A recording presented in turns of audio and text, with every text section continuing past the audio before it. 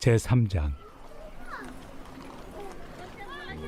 이러므로 그리스도 예수의 일로 너희 이방인을 위하여 갇힌 자 된 나 바울이 말하거니와 너희를 위하여 내게 주신 하나님의 그 은혜의 경륜을 너희가 들었을 터이라. 곧 계시로 내게 비밀을 알게 하신 것은 내가 먼저 간단히 기록함과 같으니 그것을 읽으면 내가 그리스도의 비밀을 깨달은 것을 너희가 알 수 있으리라. 이제 그의 거룩한 사도들과 선지자들에게 성령으로 나타내신 것 같이 다른 세대에서는 사람의 아들들에게 알리지 아니하셨으니 이는 이방인들이 복음으로 말미암아 그리스도 예수 안에서 함께 상속자가 되고 함께 지체가 되고 함께 약속에 참여하는 자가 됨이라. 이 복음을 위하여 그의 능력이 역사하시는 대로 내게 주신 하나님의 은혜의 선물을 따라 내가 일꾼이 되었노라. 모든 성도 중에 지극히 작은 자보다 더 작은 나에게 이 은혜를 주신 것은 측량할 수 없는 그리스도의 풍성함을 이방인에게 전하게 하시고 영원부터 만물을 창조하신 하나님 속에 감춰졌던 비밀의 경륜이 어떠한 것을 드러내게 하려 하심이라.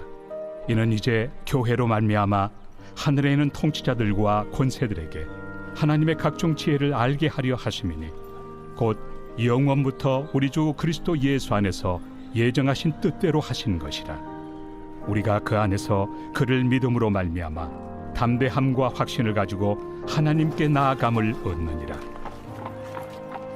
그러므로 너희에게 구하노니 너희를 위한 나의 여러 환난에 대하여 낙심하지 말라.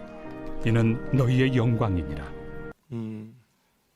만약 제가 오늘 머리를 감지 않고 면도를 하지 않고 정장도 아닌 그렇다고 캐주얼도 아닌 잠옷 차림으로 올라와 설교를 한다면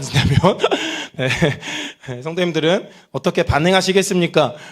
드디어 저 인간이 아픈가? 라고 생각하시든지 아니면 나이도 얼마 안 된 것 같은데 치매가 왔나? 라고 걱정하시는 분이 계실까요? 하여튼 여하튼 간에 잘 이렇게 설교에 집중하기 어려우실 거예요. 저게 뭐 하는 짓인가 이런 분들도 계실 거고 또 어떤 분들은 또 진짜 젊으신가 보다 이렇게 생각하시는 분도 있을 수 있겠죠.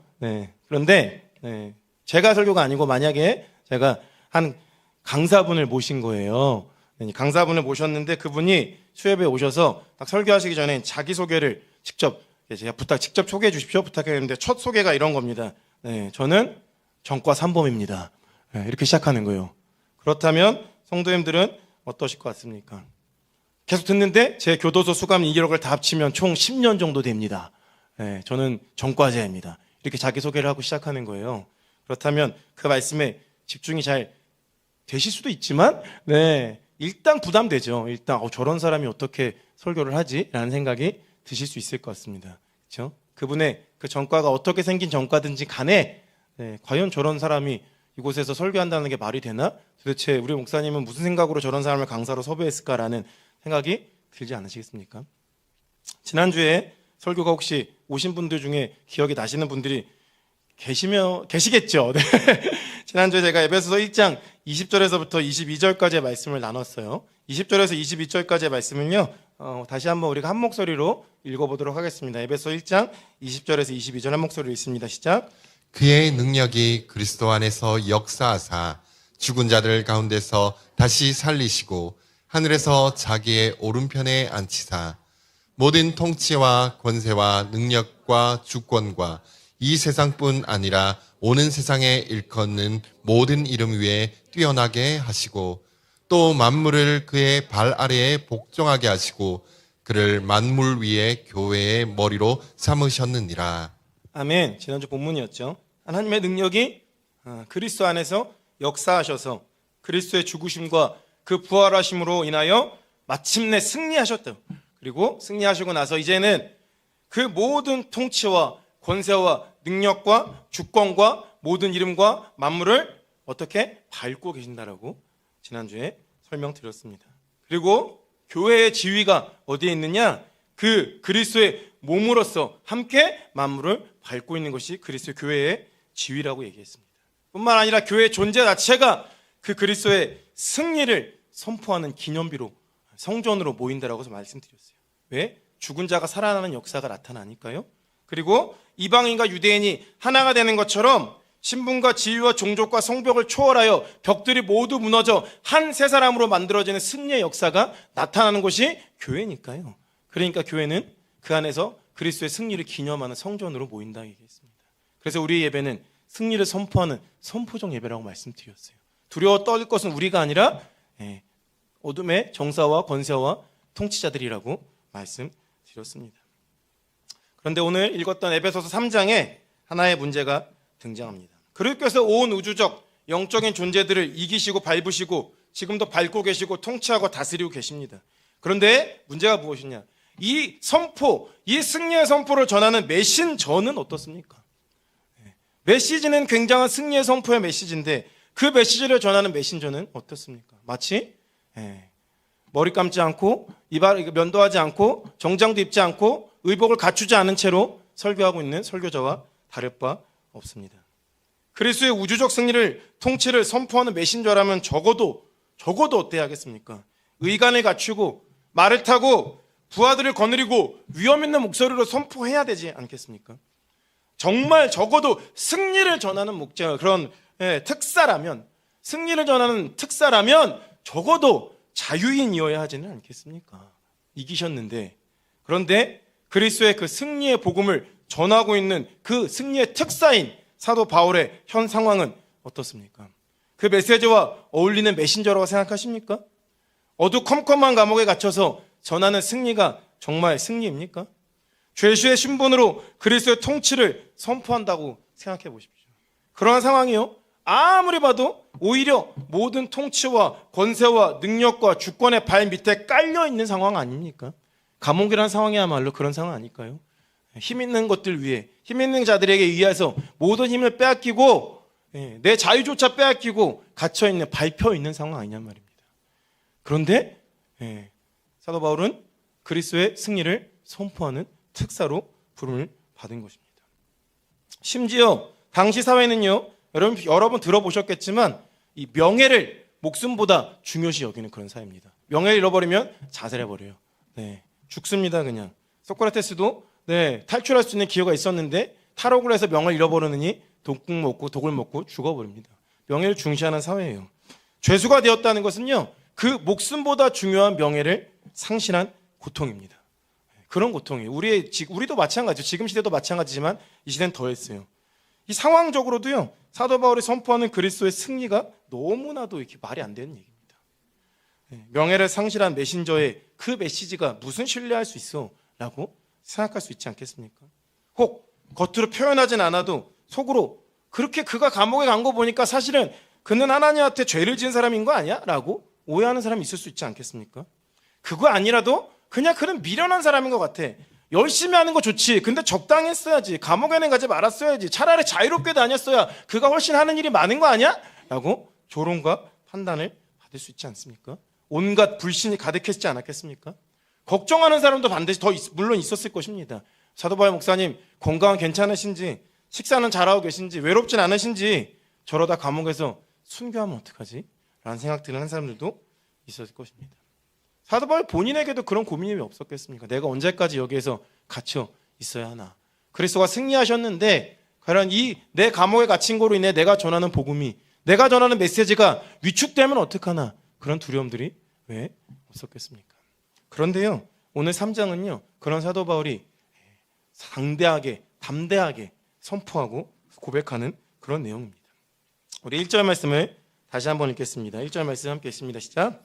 이러므로 그리스도 예수의 일로 너희 이방인을 위하여 갇힌 자 된 나 바울이 말하거니와. 아멘. 사도 바울이요, 죄를 져서 갇혔다고 절대 생각하지 않습니다. 자신의 갇힘에 대해서 조금도 의심하지 않습니다. 불안해하지 않습니다. 두려워하지 않습니다. 처음 갇혔으면 어땠을지 몰라도 적어도 이 에베소를 기록하는 이 상황에서는 담대하게 선포합니다. 오히려 자신의 갇힘이요, 이방인들을 위한 것이었다라고. 나의 이 갇힘은 결코 내 죄 때문이 아니라 명예로 훼손된 것도 아니라 이 갇힘으로 인해서 오히려 너희 이방인들이 더 유익하다라는 고백을 하고 있습니다. 그렇게 확신할 수 있었던 이유는요, 오늘 본문 2절과 4절 말씀입니다. 제가 읽겠습니다. 너희를 위하여 내게 주신 하나님의 그 은혜의 경륜을 너희가 들었을 터이라. 곧 계시로 내게 비밀을 알게 하신 것은 내가 먼저 간단히 기록함과 같으니 그것을 읽으면 내가 그리스도의 비밀을 깨달은 것을 너희가 알 수 있으리라. 아멘. 사도 바울이 그렇게 내가 갇혔음에도 불구하고 이것은 죄 때문이 아니라 실패한 것이 아니라 이게 오히려 너희를 위함이다라고 고백할 수 있었던 그 이유는요, 그 가운데서 그가 무엇을 깨달았냐면 그리스도의 비밀을 깊게 깨달았기 때문입니다. 깊게. 자기가 전하는 메시지가 얼마나 풍요로운지에 대한 확신을 깊게 가졌기 때문입니다. 오히려 감옥에 갇힘으로 인하여서 그가 그것에 대해서 깊이 고민하고 묵상하면서 깨달았기 때문입니다. 고난 가운데서도 그를 붙들었던 분명한 메시지가 있었기 때문에, 그게 너무나 분명하고 확실하고 풍성했기 때문에 흔들리지 않을 수 있었습니다. 마치 파도 속에서도 깊게 닻을 내리고 있는 배처럼요. 상황과 환경을 뛰어넘는 그 복음의 비밀을 깨달았다고 고백하고 있습니다. 중요한 것은 메시지 전하는 메신저가 아니라 내가 전하는 메시지 자체이구나라는 것을 그가 깨달은 것입니다.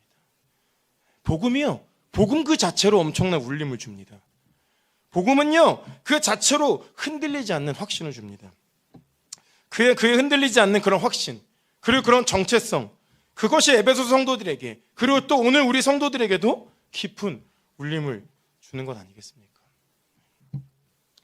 그가 깨달은 복음의 비밀이 어떤 것이었냐면, 이렇게 고백합니다. 유대인과 이방인이 연합하여 하나가 되는 비밀을 깨달았다고 얘기합니다. 그 어디에서도, 그 에베소 사회 어디에서도, 그 세상 어디에서도 깨달을 수 없는 비밀. 온 세상이 사단의 통치자와 권세자들 발 아래서 각자의 목소리만 내며 사분오열되고 찢어져 있는 그 세상 속에서 그 복음 안에 하나가 되는 비밀이 있구나라는 것을 깨달은 그의 고백. 그리고 그런 길은 이 예수 그리스도밖에 없구나라는 그의 고백 안에 고난은 아무런 의미가 없습니다. 오히려 그 고난으로 말미암아 더 깨닫게 되었기에 유익했다라고 고백할 수 있다라는 것입니다. 저는 바랍니다. 그래서 우리 모든 소풍의 성도님들이 먼저 또 우리 목회자들을 위해 기도해 주실 때마다 이 복음의 비밀을 깊게 깨달을 수 있도록 기도해 주십시오.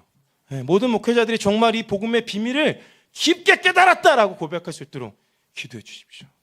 그래서 설교자가 확신을 갖고 설교해야 됩니다. 언제 설교자가 확신 갖고 설교할 수 있겠습니까? 제가 학위가 있어서 여러분들에게 확신을 갖고 설교할 수 있겠습니까? 아니면 그 외모가 사람들에게 흠모할 만했을 때 설교자가 확신을 갖고 설교할까요? 뭐 그런 설교자 있을지는 모르겠으나 일단 저는 아닙니다. 그 정도 외모도 아니에요. 네, 그거 아닙니다. 설교자들이 확신을 갖고 선포할 때는요, 내가 전하는 이 메시지에 대한 그 비밀에 대한 깊은 깨달음이 있을 때입니다. 그때 비로소 나의 어떠함과 상관없이 말씀을 전할 수 있는 것입니다. 내가 어떻게 생겼든, 내가 지금 상황이 어떻든 간에, 내가 학위가 있든 없든, 잘생겼든 못생겼든, 내가 돈이 있든 없든, 내가 고난에 처했든 안 처했든 상관없이 내가 비밀을 깨달았다라고 고백하고 선포할 수 있는 것이죠. 또한 저는 기도합니다. 우리 모든 성도님들의 삶에도요, 그 복음의 비밀이, 그 풍성함이, 그 풍요로움이 깊게 깨달아지기를 축복하고 기도합니다. 그래서 복음의 비밀이요, 우리가 처한 믿음의 고난 중에 우리를 흔들리지 않게 합니다. 흔들리지 않게. 50억 복권에 혹시 당첨돼 상상해 본 적 있으십니까? 네, 50억 복권. 요즘에 1등하면 50억 정도 되나요? 네, 세후 뭐 30억 되나요?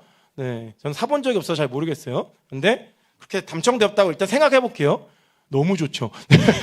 네, 너무 좋습니다. 생각만 해도 너무 좋아요. 웬만한 문제들이 있다 할지언정 우리의 삶에 진짜 내 주머니에 당첨된 50억짜리 복권 한 장 들어있다 생각하시면 네, 웬만한 문제 갖고는 큰 걱정 안 할 거예요. 뭐 접촉사고 좀 나도 가세요. 네, 그러잖아요. 내 삶에 좀 어려움이 있어도 괜찮아요. 그 정도 하지 않겠습니까? 네, 욕심이 많으시군요. 50억 복권만 있어도 그 정도 될 거예요. 우리가 붙든 복음의 비밀이요, 우리가 그 풍성함을 다 몰라서 그렇죠. 50억은 푼돈입니다. 우리 안에는 예수 그리스도의 생명, 그 영원부터 영원까지 이르는 예수 그리스도의 생명이 우리 안에 있는 이 생명, 성령의 그 능력, 50억은 푼돈입니다. 푼돈. 정말 우리가 그 비밀을 깊게 깨달으면요, 우리는요 흔들리지 않습니다. 우리는 확신 가운데 살아갑니다. 오히려 고난 때문에 그것을 깨달으면 깨달을수록 내 고난이 유익이었다라고 고백하게 되는 것입니다. 고난 다 받으신 얼굴이잖아요. 네, 고난 다 받으셨고 지금도 받고 계시네요. 네. 네, 고난 가운데 우리가 하나님이 주시는 유익을 깨달을 때 그 비밀을 깨달아갈 때 물론 고난은 힘들지만 그럼에도 불구하고요 우리가 그 비밀이 너무 풍성해서 바꿀 수 없습니다. 다른 것과 우리 안에 예수 그리스도가 있다는 것을 깊은 고난 가운데 깨달아갈 때요 마침내 우리 고난이 감사하게 되는 것입니다. 그렇게 되는 거예요. 그런데 단순히 이 복음을요 사도 바울은 깨닫는 데서만 그치지 않았어요. 사도 바울이 이 복음을요 전하다가 고난 받았고요 고난을 감수하면서까지 감옥에서까지 들어가서 더 그 풍요로움을 깨달은 그 복음을 또 전했을 때 말로 전하는 것도 아니에요. 또 편지로 전할 때 뭐 글로도 전하고 편지로도 전하고 사람들을 통해 전할 때 그 가운데 어떤 일들이 일어납니까? 우리 6절 말씀 함께 읽습니다. 6절 말씀 오늘 본문 6절 말씀 함께 읽습니다. 시작. 이는 이방인들이 복음으로 말미암아 그리스도 예수 안에서 함께 상속자가 되고 함께 지체가 되고 함께 약속에 참여하는 자가 됨이라. 아멘. 아멘. 다른 게 아니고요. 그냥 그 복음 때문에 자신이 깨달은 그 복음의 그 풍요로움 때문에 그 비밀 때문에 그걸 전하니까 감옥에 있어 전하든 어떻게든 전하든 어떤 일이 일어납니까? 이 죽어야 마땅한 이방인들이요. 그래서 예수 안에서 하나님의 유업을 함께 이어가는 상속자가 되는 놀라운 역사가 일어납니다. 완전히 서로 다른 자들이 예수 그리스도 안에 한 몸이 되어 지체가 되는 역사가 일어났다는 것입니다. 이론이 아니고 실제 그런 일들이 일어난 거예요. 그래서 함께 이 타락해가는 썩어져가는 세상 가운데서 약속에 참여하는 자가 되어서 함께 예배하고 함께 형제의 자매를 누리고 함께 지체를 누리는 그런 놀라운 역사들이 일어났다는 겁니다. 왜요? 사도 바울이 대단해서요? 감옥에 갇힌 사람이 뭐가 대단해요? 아니요. 복음 자체가 메시지가 능력이 있어서 그걸 깊게 깨닫는 것입니다. 전에는 세상 풍조를 따라 살던 자들이 이제는 살아나서 하나님의 자녀가 되고 절대로 허물어지지 않을 것 같던 그 이방인과 유대인의 벽, 이건 누가 와도 못 허물어라는 그런 단단했던 높은 벽들이 허물어지는 그런 역사를 경험하고 누린 것이죠. 한 세 사람으로서의 교회가 세워졌습니다. 그런 역사를 고백하고 경험하는 사도 바울. 사랑하는 성도님들, 말씀을 깨닫고 그 말씀이 진짜 실제가 될 때 희열을 우리 다 경험해보지 않으셨습니까? 그 말씀을 내가 경험하고 묵상하고 깨달은 말씀 나눴을 때 그냥 그 말씀을 전했을 뿐인데 오랫동안 교회를 떠났던 성도가 교회로 돌아오는 역사가 일어납니다. 그 누가 오라 해도 오지 않던 사람이 말씀을 전했는데 돌아와요. 그냥 말씀을 전했을 뿐인데 그 말씀을 듣던 사람이 기도의 자리로 나옵니다. 그냥 말씀을 나눴을 뿐인데 그 어떠한 것도 위로를 못 받던 사람이 위로를 받고 회복이 되는 역사가 너무 많이 우리 경험하지 않았습니까? 그런 경험과 그런 확신들이요 흔들리지 않게 합니다. 그 메시지를 깨달을 때 오는 그 기쁨, 그 확신, 그리고 그 메시지가 살아서 오늘도 역사하시는 그 경험, 그런 깨달음과 경험이 사도 바울에게 있었기 때문에요. 사도 바울은 고난 가운데서 확신 가운데 있을 수 있었습니다. 그리고 나의 고난이, 나의 갇힘이 오히려 이방을 위함이다라고 고백할 수 있었던 것입니다. 고난과 조롱 속에서도 핍박과 환난 속에서도 확신 있게 사역에 임할 수 있게 했던 것입니다. 그래서 우리가 기도해야 됩니다. 하나님, 정말 교회가 다른 곳으로 세워지는 게 아니에요. 그 복음의 비밀이 더 풍성해지게 깨달아질 때, 그리고 그 복음의 비밀을 함께 나누고 그 복음의 비밀이 실제가 될 때 교회가 세워집니다. 그리고 우리가 위로를 받습니다. 설교자도 그런 역할이죠. 복음이 무엇인가 함께 계속 나누고 설교자 스스로도 경험하고, 그리고 말씀을 선포할 때 우리 안에 그런 위로를 경험하고 회복을 경험하고, 그리고 그 간증들을 나누고 그런 겁니다. 그런데 사도 바울이요, 그보다 더 놀랍고 더 감동적인 선포를 합니다. 우리 7절 말씀부터 우리 11절까지의 말씀 함께 읽습니다. 7절부터 11절입니다. 함께 읽습니다. 시작. 이 복음을 위하여 그의 능력이 역사하시는 대로 내게 주신 하나님의 은혜의 선물을 따라 내가 일꾼이 되었노라. 모든 성도 중에 지극히 작은 자보다 더 작은 나에게 이 은혜를 주신 것은 측량할 수 없는 그리스도의 풍성함을 이방인에게 전하게 하시고, 영원부터 만물을 창조하신 하나님 속에 감추어졌던 비밀의 경륜이 어떠한 것을 드러내게 하려 하심이라. 이는 이제 교회로 말미암아 하늘에 있는 통치자들과 권세들에게 하나님의 각종 지혜를 알게 하려 하심이니, 곧 영원부터 우리 주 그리스도 예수 안에서 예정하신 뜻대로 하신 것이라. 아멘. 복음의 확신 가운데 거하기도 했지만 사도 바울은 자신의 이 사도로서의 정체성에 대해서 확실한 거 하나를 알고 있었습니다. 뭐냐면 이거는 원래 은혜였다라는 것입니다. 자신에게 자격이 있고 없고 자신이 어떤 상태에 있든 간에 상관없이 원래 은혜라는 것입니다. 내가 감옥에 있든 자유인이든 내가 잘생겼든 못생겼든 내가 능력이 있든 없든 상관없다. 이거는 원래부터 은혜였다라는 것입니다. 사도 바울이요 이렇게 고백하죠. 내가 성도 중에 지극히 작은 자보다 더 작다라고. 사도 바울이 그런 사람입니까? 객관적으로 모든 성도 중에 오히려 가장 유력한 성도여야 되는 거 아니겠습니까? 겸손 떠는 걸까요? 아예 저는 작은 자예요라고 우리처럼 괜한 결명 떠는 걸까요? 저처럼? 아닙니다. 사도 바울은 진짜 그렇게 자기를 생각하고 있습니다. 나는 성도 중에 지극히 작은 자보다 더 작은 자입니다 라고 고백합니다. 나는 정말 아무것도 아닌 것 수준도 안 되는 진짜 별 볼일 없는 그런 자입니다라고 고백하고 있다는 것입니다. 오히려 자신을 더 포장해도 되는 사람입니다. 이 고난조차도 이게 내 훈장이야라고 얘기해도 되는 사람입니다. 나는 이렇게 고난도 받아 주님과 함께라고 자랑해도 되는 사람입니다. 그렇게 하지 않습니다. 나는 성도 중에 지극히 작은 자보다 더 작다라고 고백합니다. 왜 그렇게 고백해요? 그래야 은혜가 은혜되기 때문입니다. 그래서 은혜가 은혜이기 때문입니다. 사도 바울이 잘났고 능력이 있으면 그게 어떻게 은혜겠습니까? 사도 바울이 뭔가를 대단하게 잘해서 뭔가 그것 때문에 능력이 나타나면 그게 어떻게 은혜겠습니까? 사역이 원래부터 내 신분, 내 자격, 내 능력 아니었다라고 고백하는 겁니다. 오히려 자신이 가장 작고 별 볼 일 없고 초라한 자였기 때문에 내 사역은 은혜입니다라고 고백하고 있다는 것입니다. 교회가 어떻게 세워집니까? 교회가 어떻게 세워져요? 이 세상의 똑같은 방법들, 세상 통치자들과 권세자들과 능력자들과 주권자들의 방법으로 교회가 어디 세워집니까? 돈 많아가지고 교회 건물 멋있게 지으면 교회가 정말 그렇게 세워집니까? 세상이 성공하는 방식대로 정치 권력 잡고선 세우면 교회가 세워집니까? 정치 권력과 야합한 교회는 타락해요. 교회가 세워지는 게 아니고 세상 힘과 방법식으로 뭔가 해보려고 그러면요 교회는 반드시 부패합니다. 그 중세교회 때 내내 그래왔던 것들입니다. 우리가 세상 권력 믿는 기독교인 대통령 되고 믿는 정당이 대통령 돼가지고 여당이 되고 야당이 되고 온 세상의 정치인들이 다 기독교인이 돼가지고 한국 기독교가 정말 국교로 공인되고 그럼 너무 좋겠어요. 저도. 그런데 그런다고 교회가 진짜 잘 세워지는 것은 절대로 아닙니다. 왜냐하면요 힘으로 세워지는 방식은 세상 방식이기 때문입니다. 그거 세상의 통치와 권세와 능력과 주권자들이 좋아하는 방식이고요. 그렇게 하는 방식입니다. 성공주의로 세워지는 그겁니다. 그거 아니고요. 교회는 은혜가 있을 때 세워집니다. 은혜가 언제 누구에게 나타납니까? 작은 자들에게, 약한 자들에게, 보잘것없는 자들에게, 심지어 감옥에 갇힌 죄수에게 나타난 게 은혜인 겁니다. 그래서 은혜인 거예요. 그래서 사도 바울이 고백합니다. 나는 성도 중 지극히 작은 자들보다 더 작은 자입니다.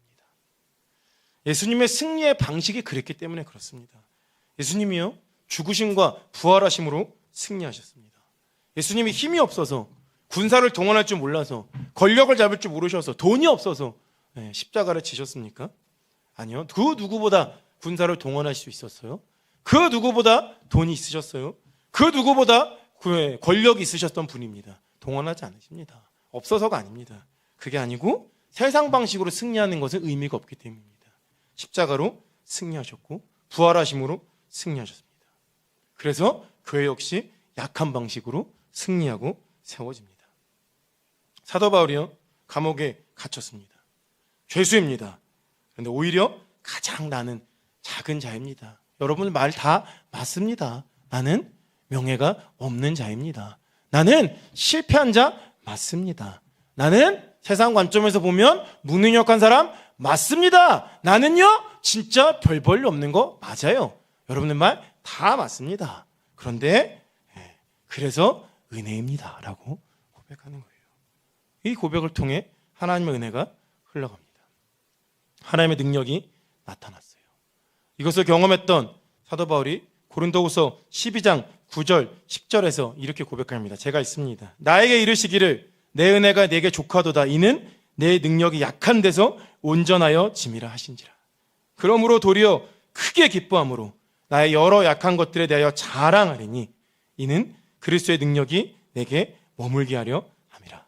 그러므로 내가 그리스도를 위하여 약한 것들과 능력과 궁핍과 박해와 공고를 기뻐하노니 이는 내가 약한 그때에 강함이라. 아멘. 아멘. 이게 뭐 스스로 막 이렇게 자기 위로를 하는 게 아닙니다. 네. 최면을 거는 게 아닙니다. 고난 가운데 내가 이겨내야지 이런 게 아닙니다. 무엇을 깨달았냐면 내가 약할수록 하나님의 능력이 능력이구나 라는 것을 경험한 것입니다. 내가 지는 것 같았는데 하나님의 말씀이 이기는구나 라는 걸 경험한 것입니다. 사도 바울의 감옥에 갇힌 가운데 복음이 선포되고 교회가 세워집니다. 하나님의 능력입니다. 세상 눈으로 볼 때 무슨 능력이 있어요? 그게 무슨 힘이 있어요? 그게 무슨 승리입니까? 근데 그저 그가 깨달은 그 복음의 비밀을 선포했을 뿐인데, 글로 썼을 뿐인데 열매가 맺힙니다. 교회가 회복됩니다. 교회가 세워집니다. 하나님의 능력입니다. 하나님의 지혜입니다. 그래서 에베소서 3장 10절 우리 함께 읽을까요? 3장 10절 말씀 함께 읽도록 하겠습니다. 에베소 3장 10절 함께 읽습니다. 시작. 이는 이제 교회로 말미암아 하늘에 있는 통치자들과 권세들에게 하나님의 각종 지혜를 알게 하려 하심이니. 분명히 세상의 이 통치자들과 권세자들이 사도 바울을 밟아놨잖아요. 붙들어 맸잖아요. 아무것도 하지 말라고 했잖아요. 그런데 복음이 갇힙니까? 하나님의 말씀이 갇혔어요? 아니요. 더 부흥했어요. 더 부흥했어요. 더 부흥합니다. 복음이 더 올라갑니다. 통치자와 권세들은 교회를 없애려고 핍박합니다. 교회가 없어져요? 더 부흥합니다. 더 부흥. 생명의 강줄기를 도저히 막아낼 수 없었습니다. 약한 것 같은데 능력이 나타납니다. 약한 것 같은 게 아니죠. 약한데 능력이 나타납니다. 약한데. 약할수록 능력이 나타납니다. 밟을수록 능력이 나타납니다. 없앨수록 능력이 나타납니다. 가둘수록 능력이 나타납니다. 그것을 보고 통치자들과 권세자들이 어떻게 됐다고요? 깜짝 놀라 하나님의 지혜를 깨달았다는 것입니다. 하나님의 지혜가 이런 거구나라고 세상의 통치자들과 권세들에게 나타나는 것입니다. 힘밖에 모르는 이들에게, 권력밖에 모르는 이들에게 하나님의 이 교회가 무엇인지에 대해서, 하나님의 지혜로 세워진 이 교회가 무엇인지에 대해서 나타났다는 것입니다. 사도 바울이 나의 약함을 자랑한다라고 고백할 수밖에 없습니다. 약함을 자랑하는 우리 소풍교회 성도님들 되시기를 예수님의 이름으로 축복합니다. 그래서 우리 소풍교회가 그런 약함을 자랑하는 교회 되기를 축복해요. 누가 어디 좋은 직장 다닌다더라, 누가 어디 좋은 학교에 갔다더라, 자랑하세요. 네, 하셔도 되는데 나누세요. 내가 뭐 그런 것도 괜찮습니다. 그런데 그게 교회의 자랑이 되진 않았으면 좋겠어요. 우리 교회가 몇 명 모인다더라, 이런 거. 오히려 우리 교회가 예수님 때문에 이런 고난을 겪고 있다. 우리는 신앙생활하며 이렇게 약한 자들이다. 그런 고백들이 늘 우리 가운데 끊임없으면 좋겠습니다. 그 약함들이 포장되지 않았으면 좋겠어요. 몇몇 분들은 아시겠지만 저도 큰 어려움과 고난을 겪고 이 자리에 선 거에 대해서 아시는 분들은 아시죠. 언젠가 제가 이렇게 공식적으로 나눌 시간이 있겠지만 어려움을 겪었습니다. 그래서 사실은 저는 목회를 안 하고 싶었어요. 이렇게 생각했습니다. 내가 무슨 목회자야, 나는 은퇴야 라고 생각했습니다. 이건 뭐 어쩔 수 없이 은퇴야 라고 생각했어요. 하나님이요, 저 편히 쉬는 꼴은 못 보시더라고요. 누구 맘대로 은퇴야.